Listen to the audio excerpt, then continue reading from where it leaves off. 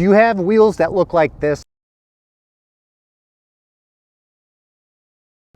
Are you considering purchasing a brand new wheel to replace that badly curb rashed wheel that you have?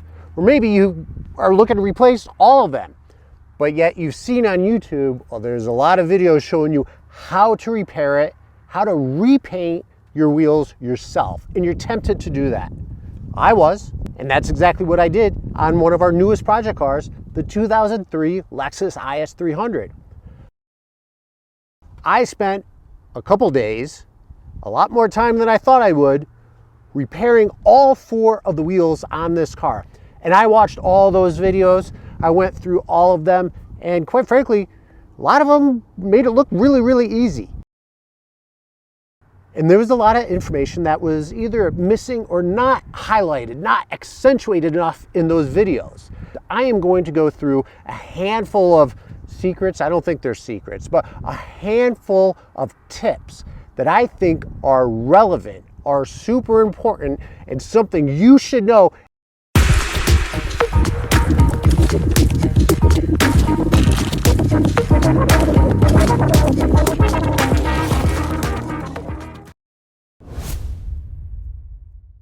It took me a lot longer than I thought. Now, if you're just repairing one wheel and it's just 1 or 2 curb rash areas, yeah, it probably isn't going to take that much time. However, I had to repair all 4 of these and they were a mess. So honestly, it did take me multiple days. Now, I didn't spend from dawn till dusk doing this, but I spent a good amount of time each day working on these wheels. So consider that. Next, money. So it does make it sound like instead of spending a couple $100, which typically is how much it costs to repair one wheel, just one wheel with curb rash, instead of spending a couple $100, you can save that money. I really don't think that that is the case. If you have a lot of the supplies, the tools needed, sure, you could probably save that money. But if you don't have them, then you're going to have to make that purchase. Some of the supplies you're going to need include sandpaper of various different grit, and they're not that expensive, especially if you're going to be doing it by hand. If you're going to be using something like a Dremel and getting the sanding tips, that costs a little bit more. You're going to need something to remove, some chemicals to remove if you have a gloss or a clear coat on your rims. Luckily, I didn't have to worry about that. You're definitely going to need some filler or Bondo if you have some really deep grooves and scratches. In addition to that, you'll want to have some primer. And you're going to need to have some paint, as well as some gloss. So clear coat if you're going to put that over the paint. And that could all add up. I'd like to take this opportunity to mention our merch store on Etsy.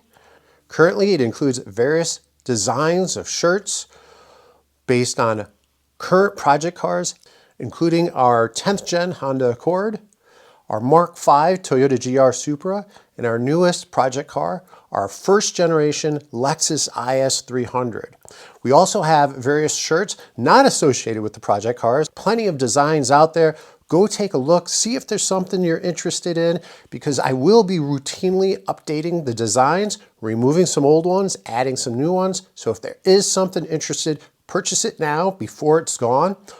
If you'd like to support the channel, please consider purchasing some merch. Using Bondo, especially here in Colorado where it's so dry, I couldn't use a lot at one time because it would start solidifying so quickly. I mean, after you mix that, I had mere minutes to put that on. Once that solidifies, once the hardener takes effect in the Bondo, you're gonna have to sand that off, causing more work for yourself. You're going to need to spend a good amount of time at the different grit levels, whether it's going through 600, 800, 1000, the fine grit, etc. You need to get that down. That's one thing that you're going to find on all 4 of my rims, my wheels, is there's definitely areas where you could see I could have done a much better sanding job. as you're sanding, if there's a lot on the outer part of the wheel, the rim part here, this thin part, if you're doing it by hand, you're going to start creating a curve. If you're okay with that, a nice curvature to it, fine. But if you have some sharp edges in a good way, right? Not sharp as though it's going to dig into anything or cut anything, but if you have some sharp edges and you're sanding by hand, you might want to decide to use a block, even if it's a softer rubber block, to get more of a flat surface. This is where you need to have some patience, especially given your environment, whether you have high humidity, depending on the temperature outside. You need to make sure that you're letting the primer, the paint, the clear coat dry in between each one of your coatings. And admittedly, I was pretty good about that, especially given some of the recent painting and repairs that I've done on our other project car. But one thing that I'd like to highlight is, especially on a wheel like this, trying to get it into the nooks and grooves of the lug nuts, the recess areas in between any of your spokes. It's going to be difficult to make sure that you apply it effectively, but not apply too much, if that makes sense. It's too easy to overlap and apply too much of the paint or the primer or the clear coat. That's exactly what happened with me, that I had overlap areas where I applied too much of the paint. I had to, in between the paintings, sand those areas down that started building up with paint, and it just did not look good. And actually, this is the worst looking wheel of the 4 that I have. So this was one of the first ones that I did. I did learn, but something that for you to consider, just make sure light coats of especially the primer and the paint and the first coating of your clear coat, just go light. It's easier to go back after applying the light coats than to try to fix an overly heavy coat. Clear coat. This is where, yes, you put on a lighter initial coat, but you need to put on a heavier second and third coat. And this is where it becomes a little bit challenging. You want to make sure that you apply it effectively, but also overlap so that you don't have that orange peel. I wasn't as concerned with orange peel down here because at least on our rims, there's a texture to it, so it's not that big of a deal. Now, of course, if you mess up on that, don't worry, it won't be the end of the world.